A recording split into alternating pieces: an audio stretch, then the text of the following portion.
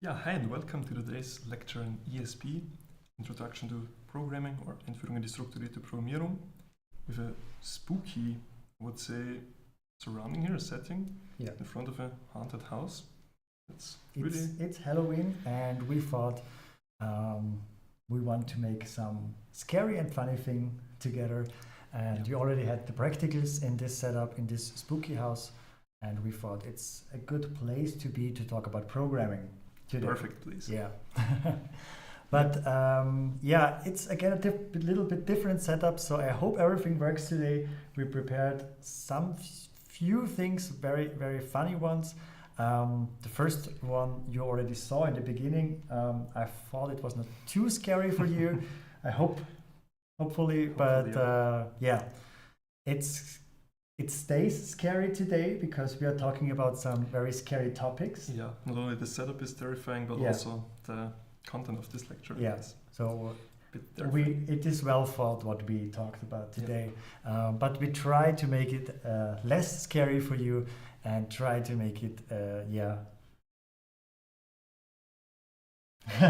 I don't know what's the correct word for that, but we do our best that we will talk about, maybe we can say what we are talking about today. Yeah, we'll talk about arrays, then, we will get in touch with pointers. Oh, the scary pointers. Everybody is scared of pointers, but we try to make it, easy for you and go slowly, approaching slowly the pointers, and we hope that it's not that scary then. Yeah, and the last thing we will talk about today are strings, but I think pointers will be the scary part today. Yeah, but let's start with, as always, with some organizational, non-scary part. Maybe it is scary because the assignment deadline is approaching on next Wednesday. I hope you already know that. So there is also a question hour on Monday. So it is in place at the lecture hall I9. So you can go there, and there are a few tutors, and you can ask them questions specifically about your code.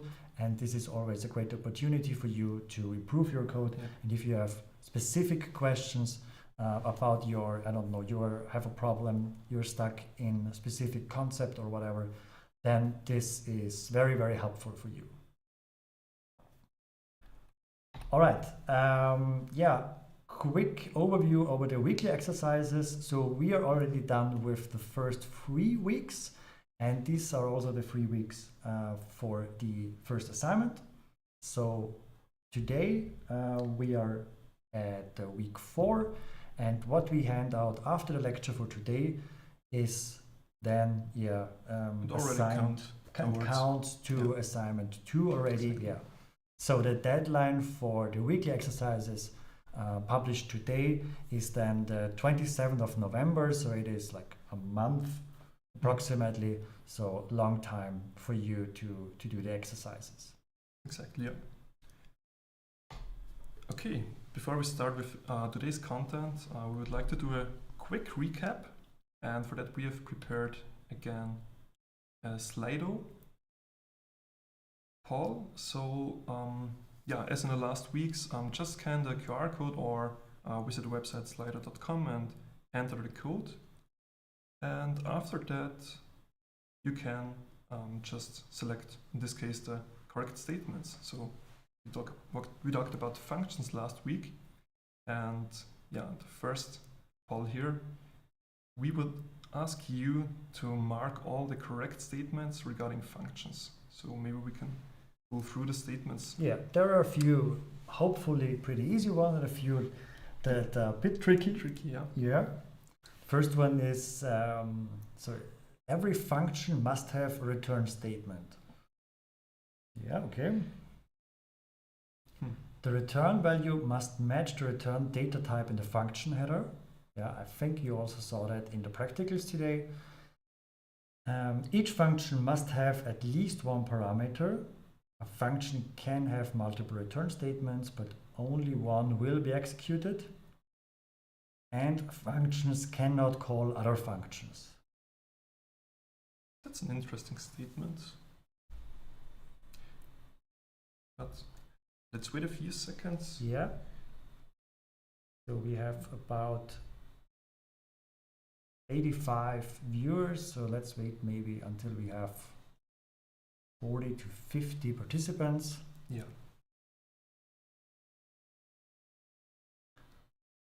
Yeah, the chat is about global global variables are very, very scary. Yeah.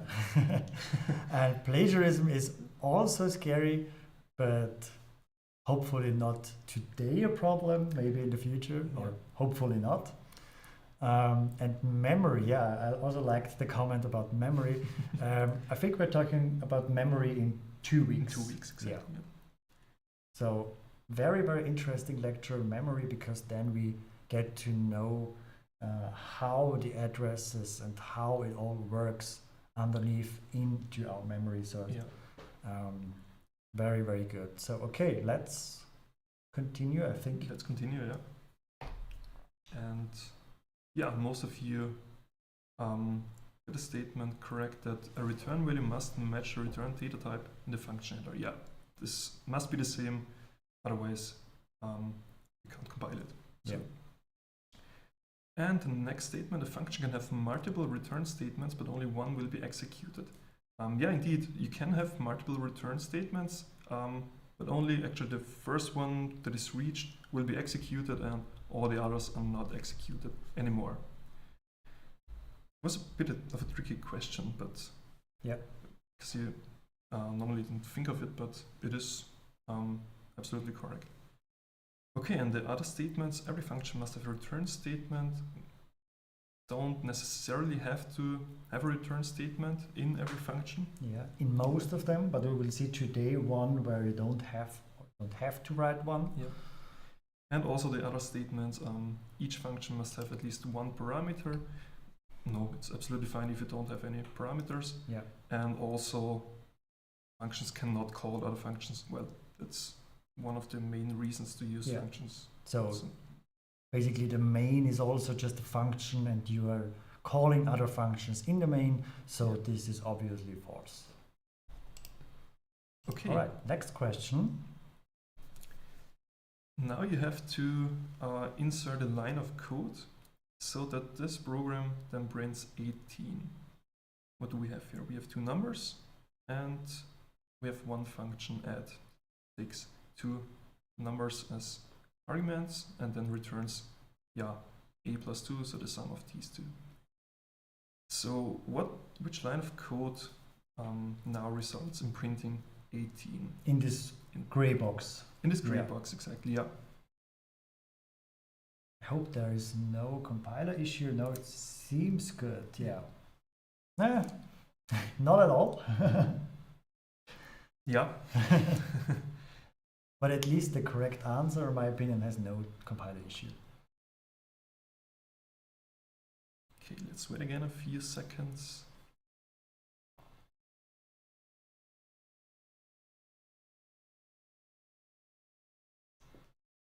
I also like the statement, scary like a recursive function without a base case. Oh.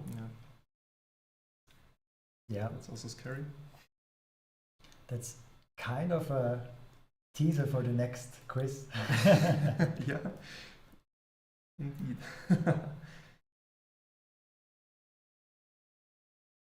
Okay. All right, yeah. Let's see at the results. Yeah, very, very good.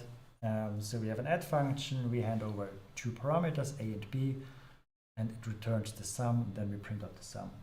That was pretty easy. I think now it's getting a bit more complicated. Last one for the recap. Yeah. We have a max function which takes two parameters, a and b, and now we want to know the content of the max function and how to return or how to write the max function that in the end 20 is printed in the printf. That's a bit trickier. So we need to have a return statement, otherwise can I get the max number? But what expression do we have after the return keyword?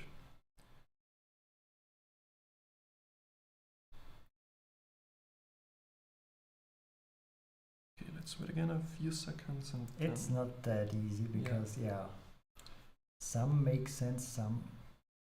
So there is a tricky one, and especially this is like the one we are talking before. You're going recursively into the same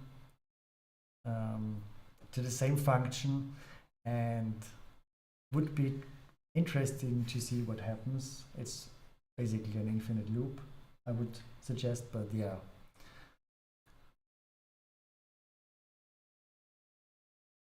Okay. All right, yeah, let's see what's. Oh, very good.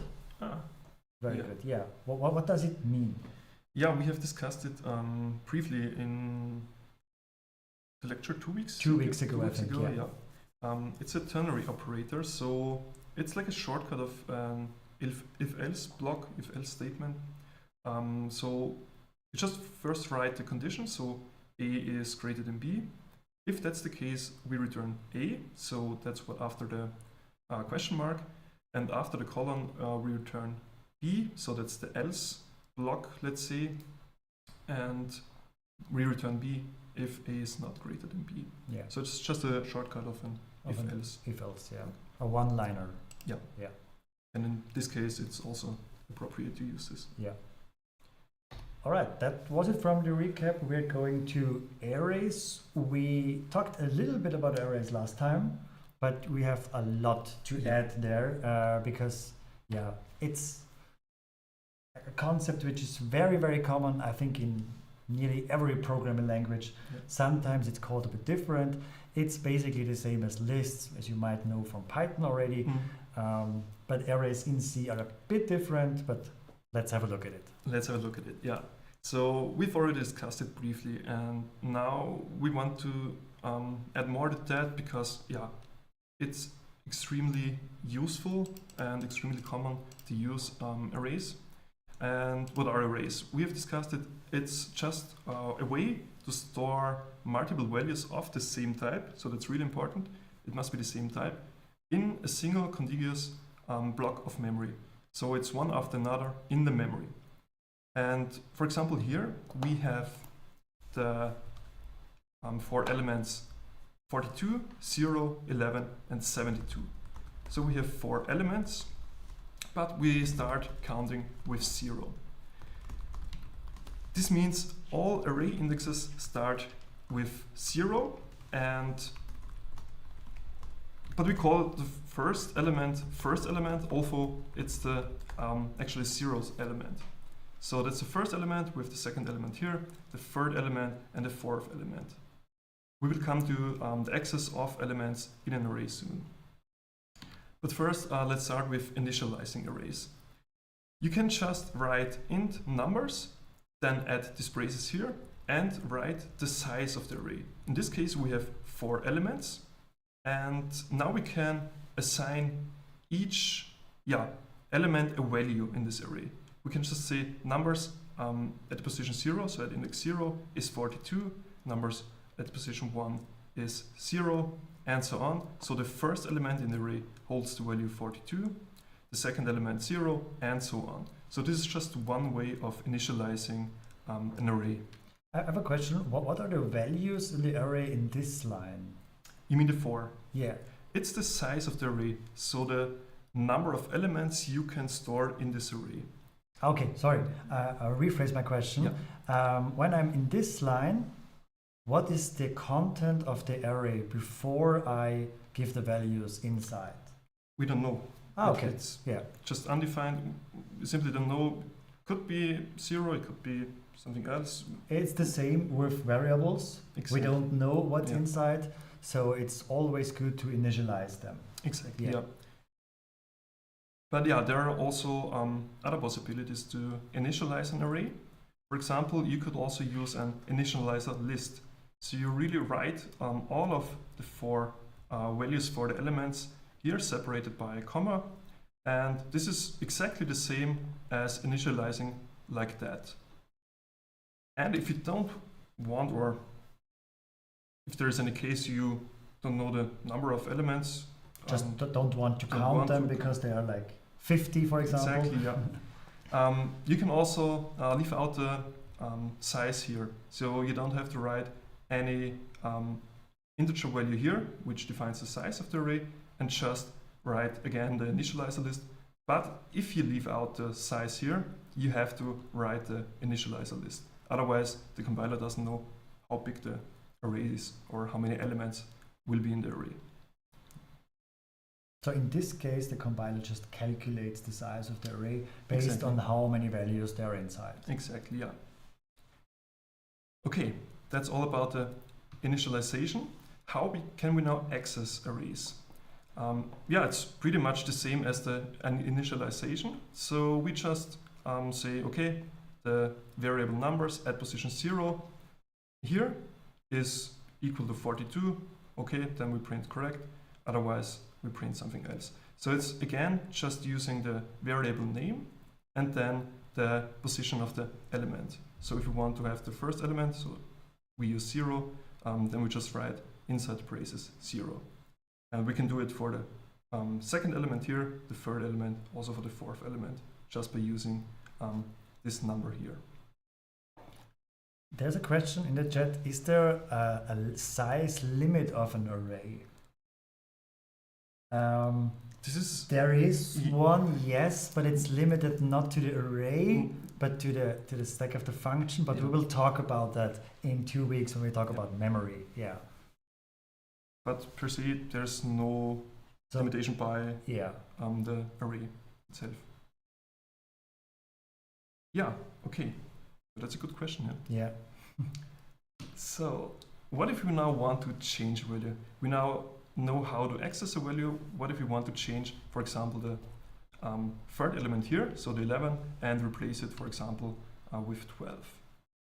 Yeah, again, we can just use the variable name, then the position, in this case the third element, so numbers at position 2, and we can just assign a new value. So that's pretty easy. Okay, and what if we want to have another data type of array? So in the previous examples, we always had an integer array, so only integer values in the array, and now we have, for example, a character array. Could also be a array of data type double, float, whatever. Yeah, so it works the same. We just have the values here, so we write A, B, C, D. In this case, we also have a constant that defines the size of the array, and then we just in a loop go through all the elements and print them. So in this case, the output is just option. So the first element A, then option B, option C, option D. So we can just iterate through an array and in this case print all the elements. It's also, yeah, quite easy. So what if we now want to have the size of an array? We have heard about the size of different data types. We've heard about the size of operator. And now a question to you in the chat. Do you know what the output is here? What is the size of the variable numbers? Just write in the chat. What do you think? And to answer the question that said, so it's basically a list, like a list in Python, I think. Yes, it is basically like a list in Python. Python lists can do a bit more, which arrays cannot do. But basically you have the same data structure. Yep. So what is the output here? Interesting answers. Unknown, okay, yeah, 5, 45, 10. So many different answers. Many different answers. Maybe just as a recap. So what was the size of an integer data type if we have a variable of integer data? It's a question for me. Yeah. I can answer it. It's 4. It's 4, exactly. So maybe the output is 4. Yeah. Would it make sense if we have 5 elements? I don't know. Let's have a look. Let's have a look. And the output is 20. Why is it 20? So we have an integer here, but we have 5 integers. Yeah. So 4 times 5 makes them 20. Makes 20. would make sense. Yeah. And it's exactly like you said. So we have 5 elements. All of these elements are integer values, so they are of data type int. And we know that the size of an integer variable is of size 4 byte. And so 5 times 4 bytes is in total 20 bytes. So we know the size of the whole array here is 20 bytes. Why do we even need a size of an array? Sometimes it's necessary to know it because, yeah, maybe you don't have the value here, and you do want to know how long is it. Exactly. Yeah. And then you can calculate it based on with the size of operator. Exactly. Yeah. So we can use the size of operator to get the total size of the array, and we can also use the size of operator to get the size of one element. And yeah, it's a simple calculation to use the total size divided by the size of one element, and so we know the number of elements, so we know the length of the array. In this case, the output then is 5 because we divide 20 by 4, and this is then 5. Yeah. So this is maybe the scary part of today because we are including math into programming, but Yeah. it's just a simple division here. Exactly. Yeah. And you could also use any other element. You could use the second element, so numbers at position 1, and so on. You could also use the data type int, but would make more sense to use really the first element or any element of the array. Okay, yeah, we could use the array size or the array length, so the number of elements, for example, to print all numbers or just to loop through the array, so we don't have to know the length of the array all the time, or we don't have to hard code it into the code. So for example, here we don't specify the size of the array, so the length of the array, and then we can just programmatically at runtime calculate the length of the array and use this to loop through the whole array. And yeah, it's the same for while loop. We can also use it there. Okay. Just one question from the chat. Does size of int return 4? Yes. Yeah. Yes. So you can basically do it with every data type. You don't need to write a variable name there. Mm-hmm. You can also do just size of int, size of char, whatever, and you will get out the size of it. Yep. Yeah. Exactly. Okay, so we have now talked about arrays in one dimension, so in a single dimension. Let's assume we have some kind of exam and there are 4 tasks, and we want to somehow store the points of all students in the best case of all 4 tasks.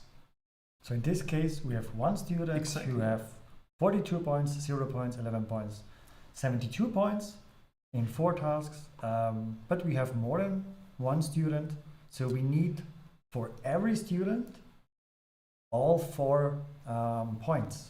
The points of all tasks, yeah. Yeah. How could we do that? Is there any suggestion in the chat how we could? Oh, we could use a struct. To use a struct, yeah, it could work, but you need a lot of variables then inside because you have to write an own variable for all of them. Maybe a struct in combination with arrays, with an array. Could also work, yeah. An array inside an array. That's an interesting idea. Can we do that? We can do that. So we can have multi-dimensional arrays. In this case, we have a 2-dimensional array. So we have in the rows the students, student 1, student 2, student 3, or ABC. And in the columns, we have the first task, task A, then task B, task C, and task D. So in this way, we can store the points of the tasks for all the students we have. In this case, we have 3 students. So how does this look like in C? Well, we just add another dimension here. So we have, in this case, the 4 for the points of the tasks, and we add here 3 for the students. So this means we have 3 rows for all the students and 4 columns for the points, the tasks. And then we can just again use an initialization list. So we define the points for the first student, for the second student, and here again for the third student. So it's really an array inside an array. And yeah, we could also initialize it like that, but it's basically the same. Just another type of writing. Maybe the second one is a bit better for overview, but it is so the compiler does not complain. He accepts both of them. Yeah. And if we now want to print the points per task per student, we can just use 2 for loops. So the first one iterates for all the students, student A, student B, student C, and the inner loop here loops through all the tasks, task A, task B, task C, task D. So we have here the student counter, which must be less than 3, and the tasks counter, which must be less than 4. And yeah, similar to the access of one-dimensional arrays, we can now use 2 dimensions. So we have here the student counter, which can be 0, 1, and 2, and with here the tasks counter, which can be 0, 1, 2, or 3. And then we can just print it like that here. So this is a very, very important task, or a very important topic in my opinion, because 2-day arrays will come across you in many future courses, and I would highly recommend to really work with them, try different types of for loops inside for loops, so iterating over 2-dimensional arrays, because it can be very confusing if you, for example, switch the student counter with the task counter. The output is completely different because instead of iterating row-wise, you're iterating column-wise then. Might be that what you want, but it's hard for the brain to comprehend, in my opinion, and to follow it. So my opinion, especially with 2-dimensional loops, you should also have meaningful names for the counter.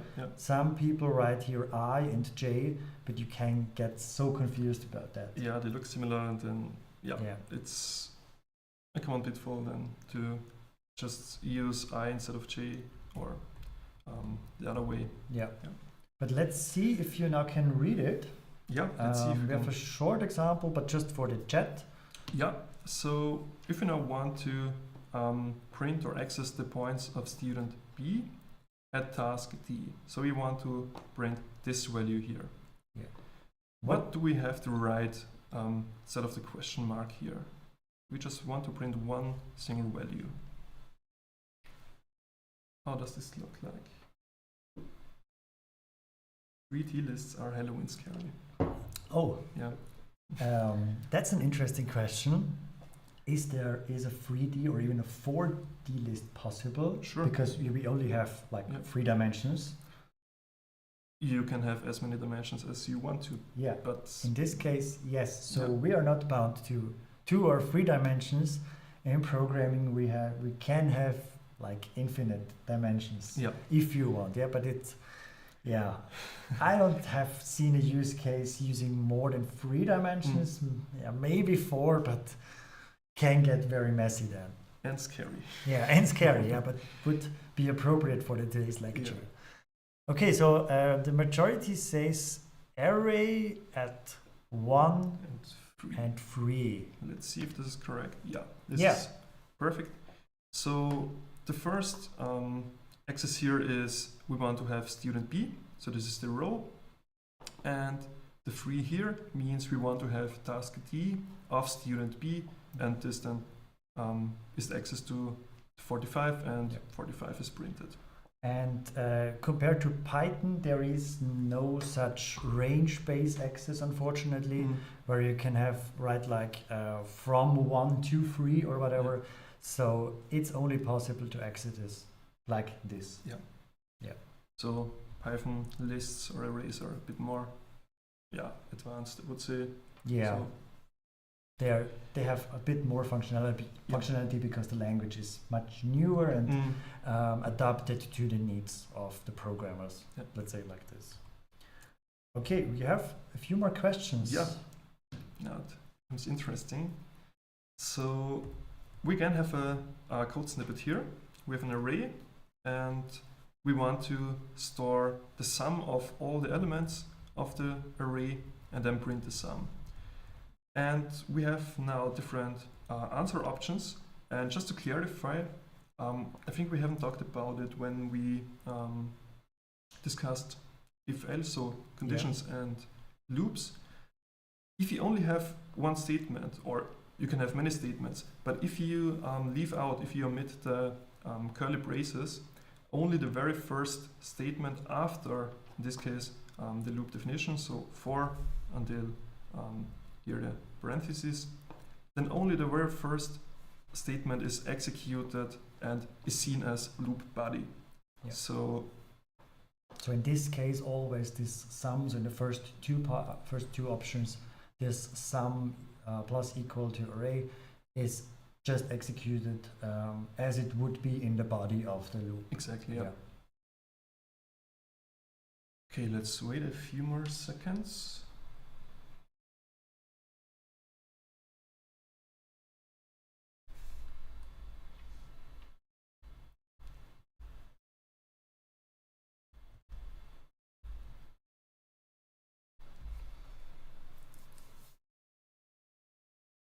So the first two options look very similar. Yeah, what's the difference in the first two options? There's just one small difference. So here it says I must be less than 5, and here it says I must be less than or equal to 5. So that's the only difference here. The other two options, so sum plus array and sum plus array 0 minus 4. A question from the chat, can you merge arrays? Yes, you can, but again, not as easy as in Python. We will see it, I think, the next week where we talk about it, and especially when we talk about memory. Yep. Because under the hood, it's not that easy. There are many possibilities to do it again, but there is no such thing like append or extend as it is in Python. Yeah, definitely not as easy as in Python. Yeah. But remember, we are in C. C is very, very close to hardware, so all the Python functionalities are then programmed and built on the foundation of hardware languages like C. So in C you have to work more, but instead of having all this functionality, you have the benefit in C that is very, very fast and efficient. All right, let's see what's the answer here. Let's see. So very, very good. Most of you got it correct. Perfect. So it's for loop here. So we iterate from 0 to 5 and just add the value of each element to the sum, and at the end the sum is printed and it's 15. So here we would have an additional iteration, but it's already outside of the array, and we don't know what could happen. It's a so-called off by one, because you are going one too fast and you are accessing an element here which is not there anymore. All right, then the next one, and this one is a very, very tricky one. I think it's the trickiest one for today. But it's Halloween, so we want to do scary things.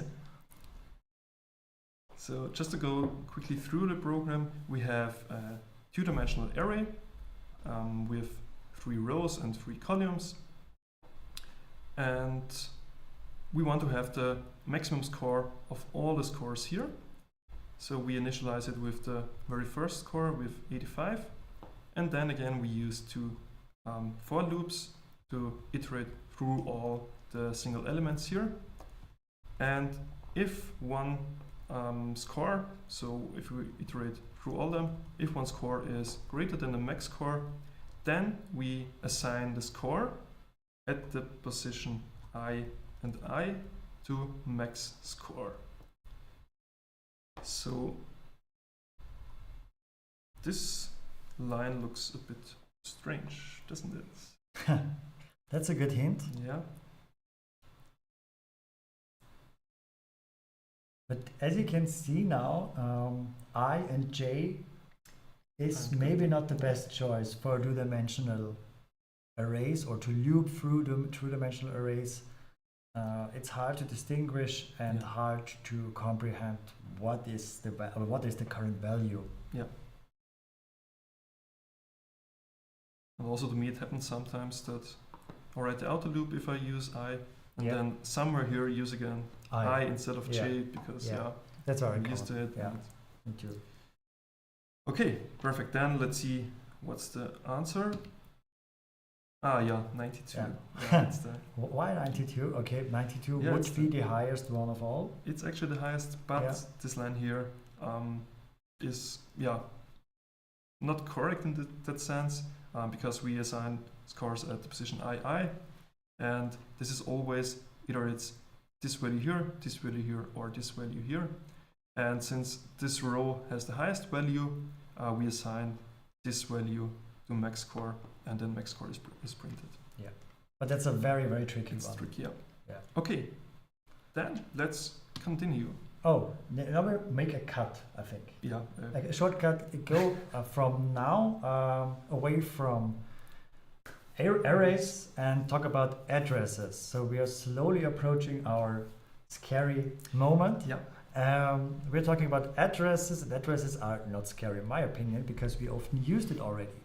Let's suppose that this is our memory. We have values inside. In this case, it's just binary values, but we have values, we have an address, and this is just maybe the current memory of our program.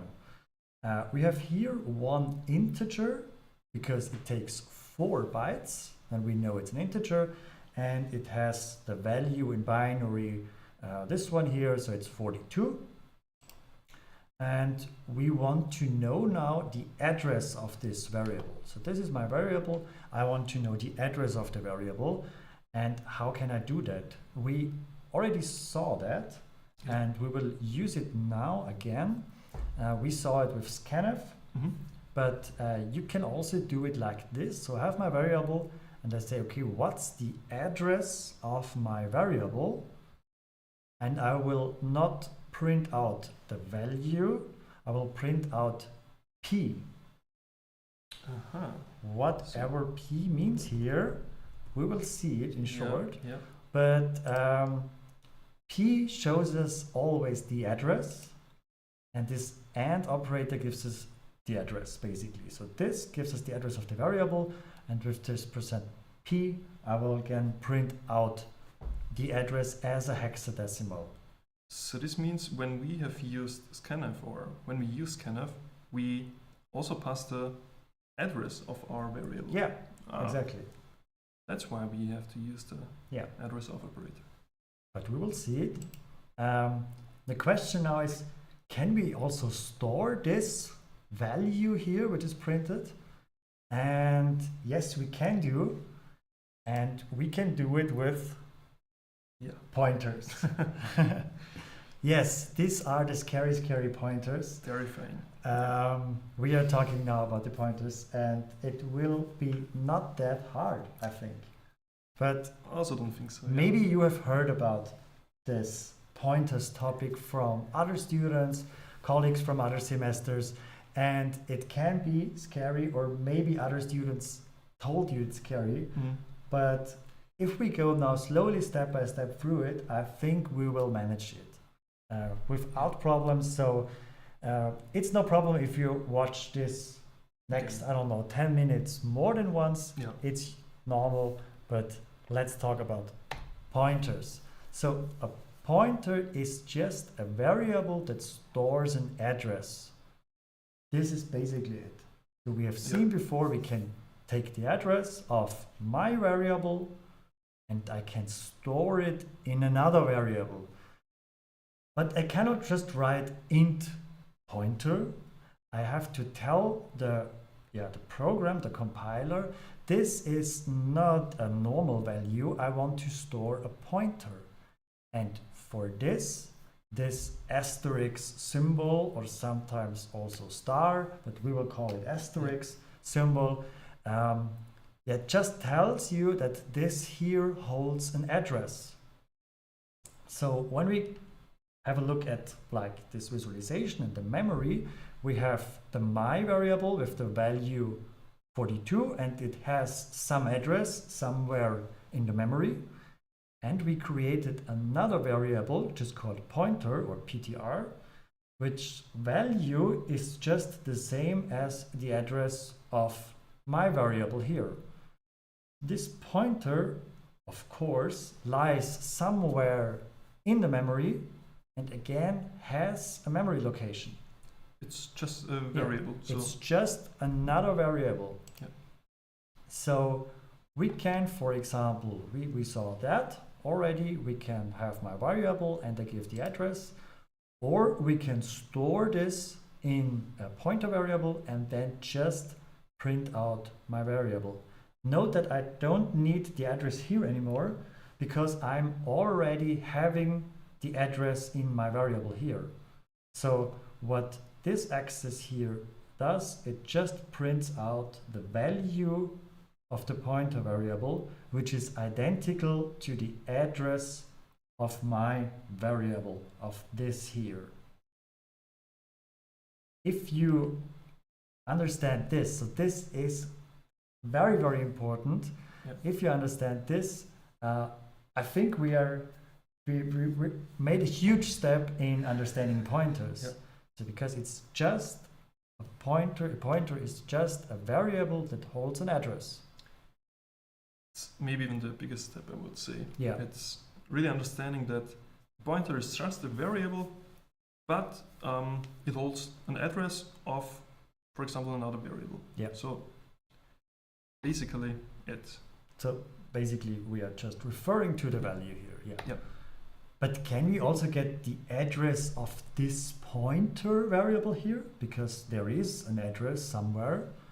Yes, we can do, because we can then write again this address operator, and we will get out then the address.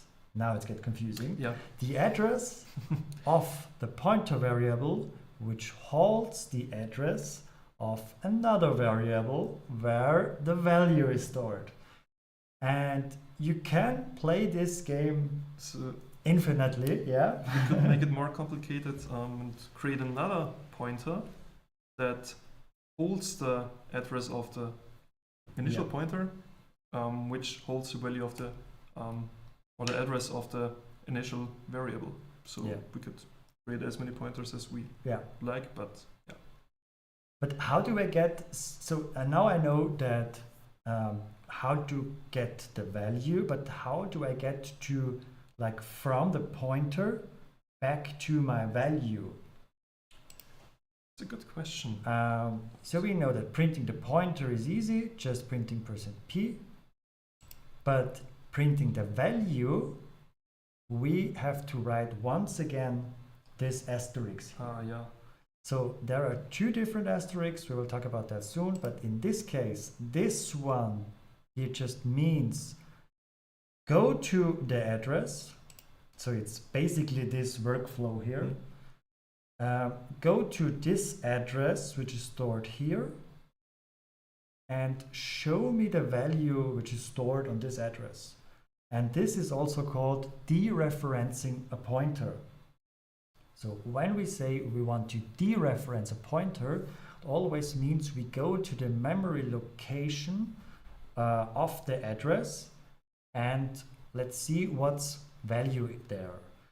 I know maybe it doesn't make sense why you should use that, but there are, and we will show you in a few minutes that there are very, very good applications to use the pointers.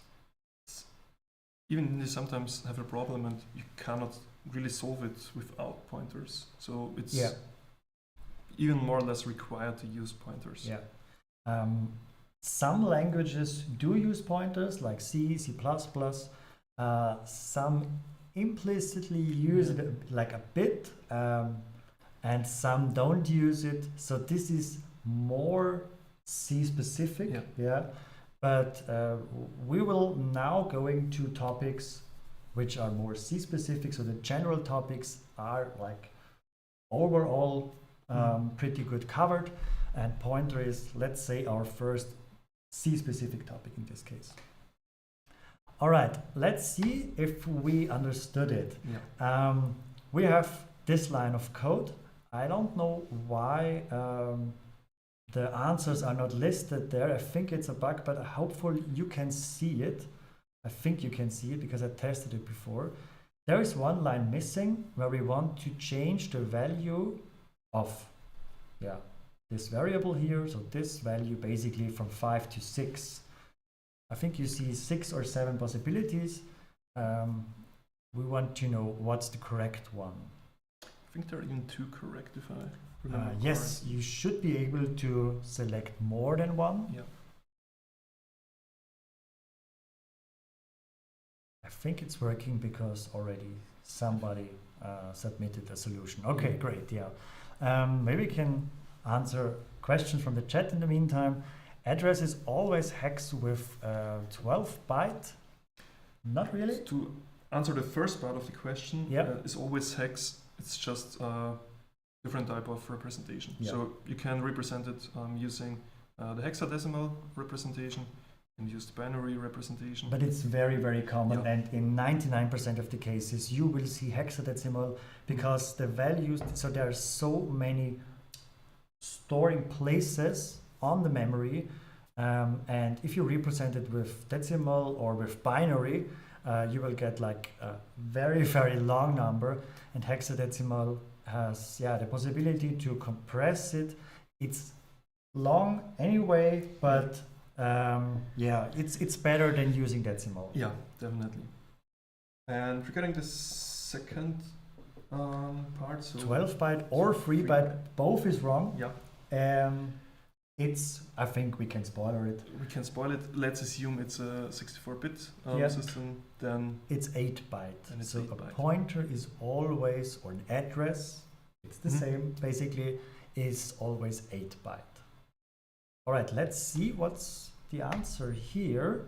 All right, the first one is pretty obvious, value plus plus. When we go back, we just want to add 1 to the value. That's very obvious. The second one is tricky. The second one is very, very tricky. Yeah. It's wrong, but this one here is true because, this one here is true because you have to dereference first the pointer to go to the value and add it. In this case here, at first you are incrementing the pointer and then use the dereference because this plus plus is executed before this dereferences. Referencing. So we can just increment a pointer. We basically can also increment a pointer. It's just a variable where we can make executions and arithmetic operations on it. Yeah, of course. We update the address actually. Yeah. So we can also add 1 to the address, but in this case, it's wrong. So at first, we want to dereference the pointer and then add 1 to the value. Okay. All right. And scanf, we also talked about that before. Now we understand what scanf does because we also always wrote this. We have a value and then we give this address operator with, and then the magic happened and the user input was stored in this value. And it's basically, what we talked about now is, you can also write it like this, but scanf just takes a pointer as parameter, so just an address, and then it stores the user input into this variable. So in the value of this variable, so it goes the way that it looks, okay, where is this address? Goes to this address and stores the value there. This is basically what scanf does. And yeah, this is just another way, because you can also write it like this and then add just a pointer to it. Yeah, where to put the asterisk, Sebastian? It's a philosophical question. I Oh, would very, say. very philosophical. Yeah. Yeah. And you will have, I don't know, if you ask 10 people, you will have 5 to 5. Yeah, So two different probably. opinions, and everybody sees it different. But the good thing is it doesn't matter. So Yeah. you can put it either to the data type, so directly to the int, so int asterisk, or you put it next to the variable name, to the identifier, and just use the data type without an asterisk. Yeah. Yeah. It works because the compiler doesn't care about white spaces. So it's for him it's meaningless if you write it on this side or this side. I prefer the left side. Yeah, we have already discussed Yeah. it. I prefer to have it next to the variable name, but it's up to you. Yeah. So But what we defined, just to make your code more readable, if you decided for one of the two possibilities, please stick to it, because it's hard to read, or it's getting hard to read if you have a code, and sometimes the star is on the data type, sometimes the asterisk is on the variable. So please stick to one option, but we don't care which one of these you're using. But let's say this, I prefer the left one, once again. yeah, I accept it. Okay, so All right. Are there any questions to pointers? If so, I think we can spend 1 or 2 minutes if there are questions about pointers. We will, from now on, in this, your remaining 20 minutes and also the next whole lecture, talk about pointers and talk about how we can use it. But if there are questions, and yeah, of course, for sure. there will be questions, but if you have a question now, please write it in the chat, and we we try can to discuss answer it. it in beforehand. Yeah. But we're a little bit in a hurry, so yeah, let's continue. yeah, let's continue. And if you have questions, just write in the chat, and we will try to answer them. Yep. Okay, so we now have discussed addresses, and last week we also talked about functions. So how can we now combine these two concepts? So we talked about the swap example last week. We have defined a function swap that swaps two values of two variables. So in this case, we got the output x is 5 and y is 6. So that's not really what we want to have. Yeah. So And Michi and Julia also showed it in the practicals, showed one way yeah, for that. They fixed the problem, so it wasn't like that, because this does not work. They fixed the problem using structs, but we now show you a better, easier solution, in my opinion, because we don't need structs. We can just in this case, yeah. use pointers. We could use pointers, yeah. So just quickly before that, we have the data type void here. In this case, void means we return nothing or anything arbitrary, and we don't need another data type here because we use pointers. So what happens now is we pass these two values to the swap function, and these two values get swapped here, but not here. Mich and Julia have visualized it perfectly. So we can just try to fix this example by using pointers. Okay, So- there are a few asterisks now. What There are happens here? So we now pass not the value of 5 and 6, but we use the address of operator. So we pass the address of x, so of the variable x, and we pass the address of variable y. Then we are not allowed to have the data type int here, or we are allowed, but wouldn't make sense to use the data type int x, but instead we have a pointer data type, and again, yeah, the same for y. So we have basically two addresses coming there. We have two addresses for these two variables here. And what we now do is we create a simple integer variable. We dereference x, so we get the value of x. Then we store the value of y. We dereference y, store the value, so we dereference also x, store the value of y and assign it to x. And at the end, again, we assign the value of temp, which we have stored here before, and assign it to the dereferenced y. So it's complicated. It's complicated. Yeah, it's complicated, but at this stage here, so when we are here before we entering, it's basically the same. We have the stack of the main. So here we have our two variables, which has an address, and the values. But when we then go into the swap function and this swapping is over, you can see here two variables x and y, and they don't have the values, as you say. They are just having the address of these two here, and that's why we can access them. So in the previous example, we had here the actual values, so 5, 6, and now we have the addresses here.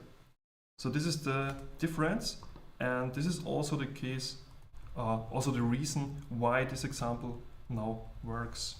So if we now print this, it's x as 6 and y is 5. So these are two essential concepts. It's called call by value if we just pass the values, so the actual values of x and y, and use them in this function. And in this case here, we use the addresses. So we have pointers here, and this is what we call by reference. We don't pass the values, so the actual values anymore, but instead we pass the addresses of these variables here. So these are two very important concepts, call by value and call by reference. So sometimes we just say reference to address. It's a reference to a data, or to a variable, but it's basically the same as we say it's the address or a reference to the variable. But the term is called by reference in this case. So we will sometimes give you, or you will also have the task in the next assignment that you have to use call by reference. So you have to use pointers, and this is meant by you have to take pointers as arguments, and then you have the reference to another variable. You will also probably use call by reference, at least implicitly, in one of the weekly exercises, and have the possibility to get to know this concept. There's one very, very good question, and I want to highlight it. Why do we need here the asterisks inside? Let's suppose we don't have them. What happens then? We are just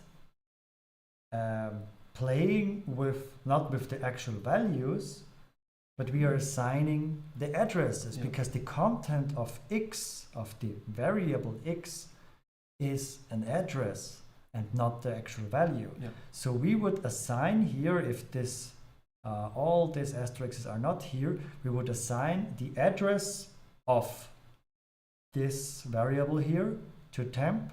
Then we would assign the address of this y into this variable, and so we are just switching the addresses and not the actual values.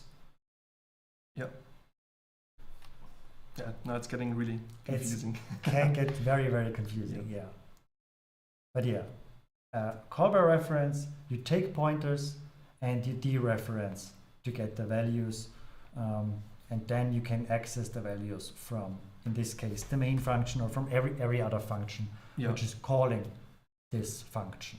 And also having modified values then here and Yeah. using them in the main function, Yeah. for example. Maybe this is once again time for our thunder, because this is also sometimes very, very hard to understand. And yeah, I invested so much time for that. So yeah, just for short, Yeah. let's highlight this. This is important. All right, Okay. last topic for today, but it is very, very connected to the topics we discussed before. Pointers, arrays. It's basically the same as strings. So maybe you know strings already from other courses, from Python, for example, but let's go back to very, very low level when we see a memory once again. And this memory again has some, let's say, arbitrary values for us. And let's focus on this section here. So this is 72, 101, and so on. And when we have a closer look at it, 72, if we interpret it as ASCII, it would be an H. 101 as ASCII would be an E. 108 would be an L. Again, 108 would be an L. 111 would be an O. And then there is a 0 at the end. Okay, but you might see that this is just a string. It's a word in this case. It's a combination of letters. And this is basically what we call string. So a string is a continuous region as it is an array in the memory, where you don't have, or it's basically the same, where you just have some values that can be interpreted as characters, and when you combine it, you have a string. So it has a beginning, it has an end, and yeah, that we always have to know where the end is. Yeah. So when we go back, why do we know that this string ends here if there is not a null in the end? If there would be other values, we don't know where our string ends. So at the end, it's defined that there is always a so-called null byte. This null byte indicates the end of the string. Very important, you need that, and you also have to consider it if you write it. Because, so we now also have to expose the lie. We told you in the first lecture, I guess, that array or a string with, let's say, 5 characters has the size 5, but it's actually not basically not. I remember, we said it's 5, but not really. And now you know it, because it actually has 6, because you always have to store the null byte in the end. So if you have 5 characters, you have to make an array with size 6, because then you don't have to write it, because it's created by the program itself, by the language, but you have to give space for it. And if you write it like this, as we have seen before in the arrays, you don't have to define the numbers. You can write it like this. And again, in the end, the null byte is stored there, so you don't have to write it, but you have to consider it that it's there, and it takes 1 byte of memory always. All right, basically strings are just arrays where characters are stored. And the cool thing is we can write it like this, so we don't have to separate all the characters. We can write it like this, and it's a bit easier. But we could again use an initialization list and use every character by character. But this is just this easier writing, for example. Okay, now let's go to an easy task. Let's compare 2 strings. Maybe not that easy. Why should it be a problem? We have a string 1, hello, a string 2, hello. What do you think is the output? We compare them. String 1 is equal to string 2. What could go wrong here? I don't know. It looks very, very obvious. If you try it, you will get into the else branch here, which says, oh no. So this one is false, actually. Why is this the seems case? very, very odd. Let's print out the addresses of it, and you will see, okay, this is different addresses. So when we do it, and we have a look at the memory again, these are just two strings which have the same content, but they are stored on different locations. So what we do in C, not in Python it would work like that, but in C you are actually comparing the pointers, so the addresses of the string. So you are comparing the start of this here and the start or the address of this here, and it is obviously not the same address. So this does not work if you want to compare it like this. So, but if this doesn't work to compare the values of the two strings, what could we use, or how could we compare two strings? There is one dedicated library just about strings, and it's called the string H library, and there are so many operations and functions in the string H library which makes life easier for you. And one specific is the so-called str_compare library, which compares two strings. And as you can see, this takes two pointers, so pointers and arrays. So strings is the same in this case. It takes two arrays of just strings, and then it compares it. So let's go back and use str_compare, the first and the second one, but the output is still oh no. Yeah, okay, but that's again tricky. Let's go back to the string H. You can see in the description, and by the way, you can use this link, for example. There is a detailed description of not only this, but all of the other functions there. Str_compare returns an integer indicating the result of the comparison. It returns 0 if S1 and S2 are equal. Okay.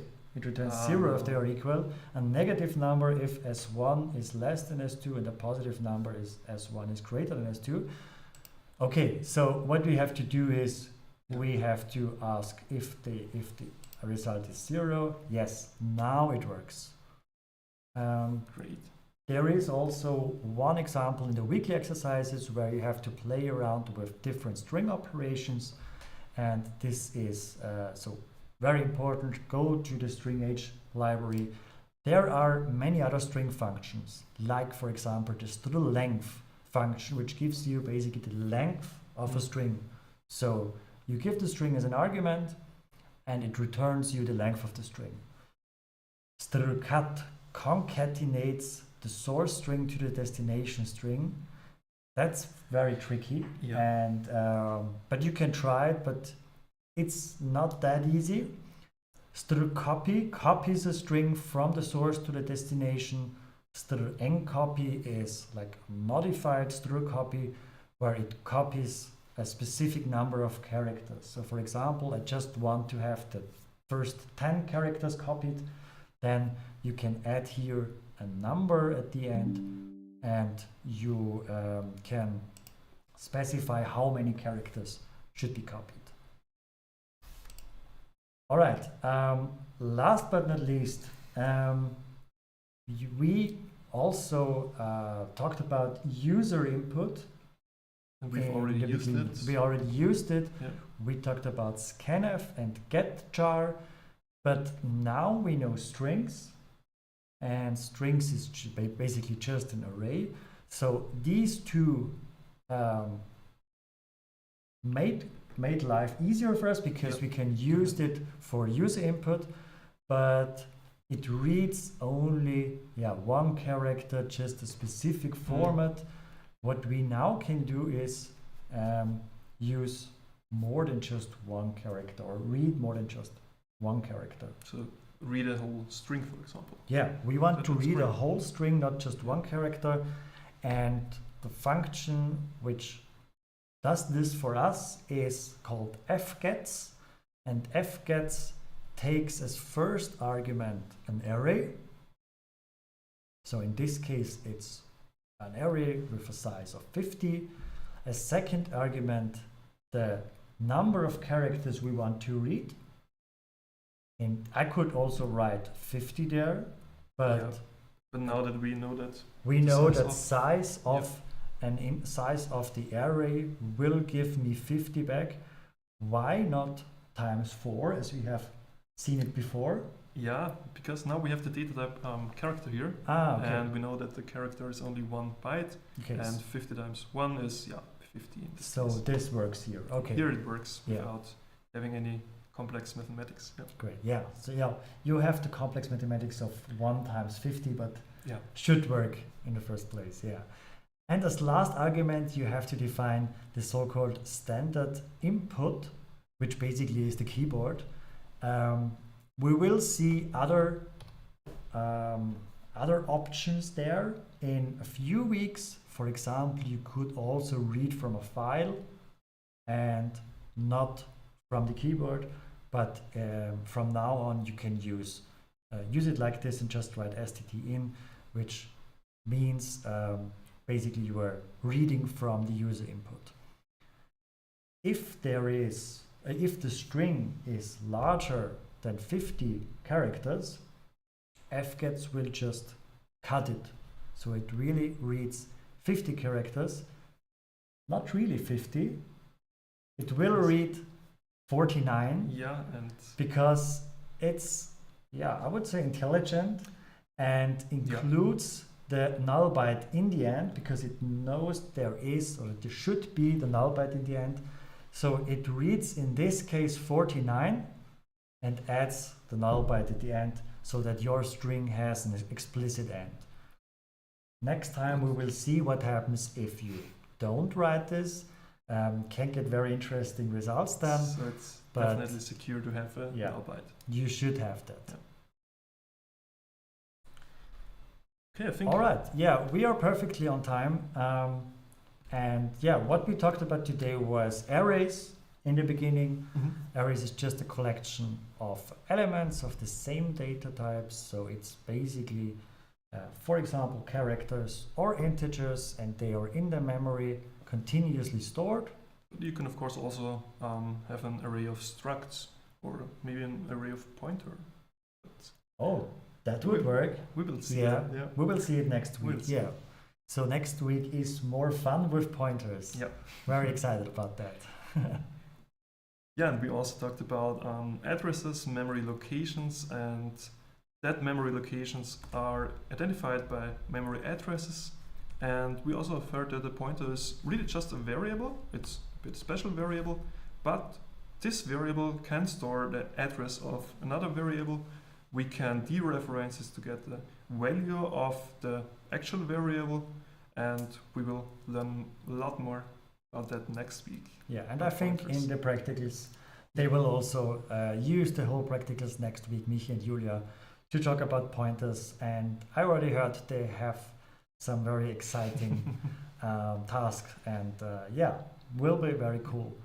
And yeah, in the last but not least, we talked about strings, and strings is basically just an array of characters. So when you understand arrays, strings is basically the same, except that in the end there is a null byte that we know where the string ends. All right, there are some functionalities in the string age library. You can use that in the weekly exercises. So that was basically it. We have one more announcement, right? Exactly, one more announcement. So we again kindly ask you to participate in this study. It's fully online. You can do it whenever you want until Sunday midnight. It takes about 20 or 30 minutes, and it's about having novel and innovative programming learning tools. So in the context of educational programming. And it would be really, really helpful to have you as participants in this study. And also, as an incentive, we have also we give you the chance to win one €50 Amazon gift card or one of 3 TU Graz goodie bags. And this will be then raffled among all participants. And just click on the link on the slide or just scan the QR code. And would be great if you could help us here, and also students in the upcoming semesters or years that could benefit from the results of this study. Yeah, and 50 euros Amazon gift card, especially in the pre-winter time, it can be very, very a good idea. And I would like to have it. I have hopefully also a chance to win it. Christmas is approaching, so perfect time. Okay. All right, that was it from our side. Thanks for being here. I hope you enjoyed our scary stream here. It was also our last stream because next week, remember, please, next week we are in the lecture hall, but it will be also very funny, at least for us. I hope for all of us. Yeah. If you have questions, as always, raise them on Discord or check our course website. I think Discord is the best choice for them. The response time from our tutors is very, very good. I'm always impressed. Thanks for being here. Hope it was not too scary, but a little bit scary. We tried our best. And now we go into our house. Let's see what's waiting there. Hopefully there is a drink ready for us. A Halloween party. A Halloween drink. Yeah. Okay. Perfect. Thanks for being here and thank you. Enjoy Halloween evening. Yeah. Bye. Bye.